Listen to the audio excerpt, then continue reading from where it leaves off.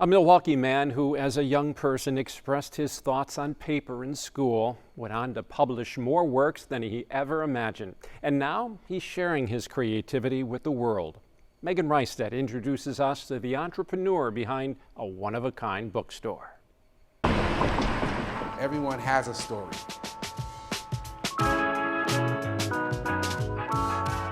Darick Spears takes on a ton of titles. Author, I'm a music producer, a film writer, entrepreneur, father, and a husband, and just a child of Milwaukee and a child of God. He says he picked up a pen as early as he can remember. Since I was 5, 6 years old, I was writing.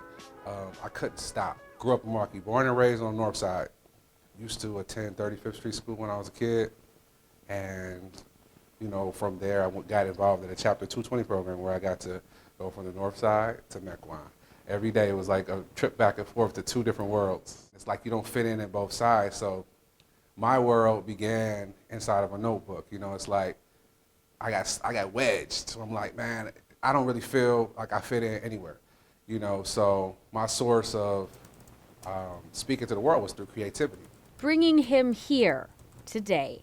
Darick Books, the first bookstore of its kind. And the reason why I said it is because my bookstore is a representation of going against the odds. Every book in his shop, that's around 70 so far, he wrote himself. So you write books of all different kinds. All different kinds. Tell me about a few of these titles. Gifted autistic, that's very, very, comes from my daughter, my experience with autism, because a lot of people don't understand autism. It's just a different way of they just learn differently, and they're just like me. It's a true story of Fatty Spears. I talk about stories about a kid who got cut from a basketball team, 9th grade, 10th grade, humiliated, by his team friends, and in high school, it's about status, and he eventually makes the varsity team. But that's a true story, because that's about my life.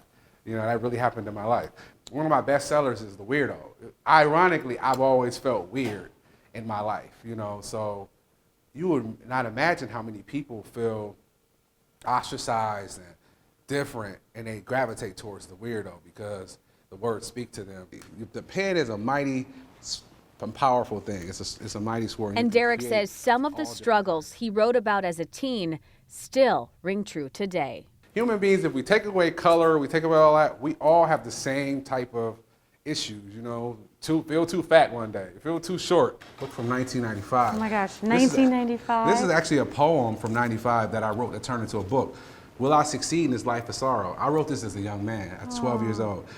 Will I succeed in this life of sorrow? Will I live to see another precious tomorrow? Will I be judged by the color of my skin, or will I continue to feel sorrow deep down within? Is there another day if tomorrow isn't promised? Don't give up the fight unless your work is accomplished. Will a black man succeed in our community, or can we all stand together and succeed in unity? Right now, the artist should be the most inspired right now. Like, I can't stop writing because we are the timestamp of this time period. Be part of the solution, not the problem. Hate is the common denominator for racism, for prejudice, for all of that. We can't fight hate with hate. We can pray and show love. And so many chapters still unwritten.